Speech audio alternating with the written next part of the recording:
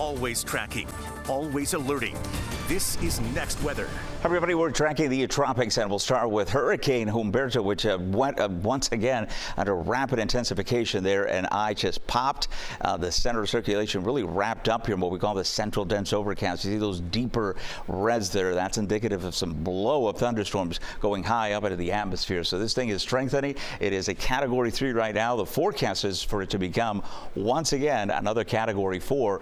All hurricanes so far this season, all three have been major hurricanes, and all three have kind of done the same thing, up and around. The closest, of course, was Aaron. We'll talk, of course, about our tropical wave, which is still not a depression down in the Caribbean, but there is a system continuing to impact with Bermuda towards the end of that period. So early next week, they'll be watching that closely.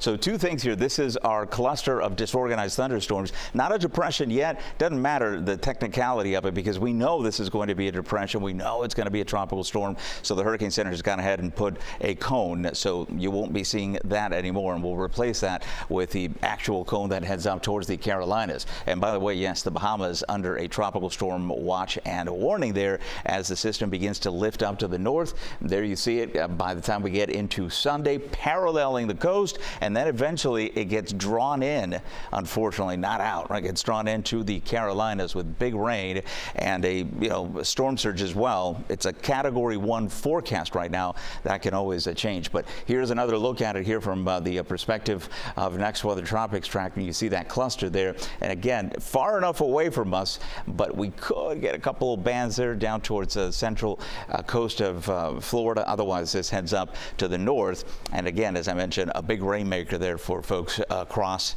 the Carolinas. Rip current threat for us is moderate, and it's going to go high because those will be impacts here. Marine and also beach conditions going downhill for Sunday and into early next week as a result of that broad circulation that's going to push a lot of water in our direction, and that in turn will result in some not so pleasant boating conditions beginning Sunday, early next week. So keep that in mind. As far as temperatures, Next Weather 7-day forecast, highs in the upper 80s to lower 90s, and on the backside of what will be Imelda, we actually draw in some dry air from the north, and that'll get our rain chances back down to about 30% early next week.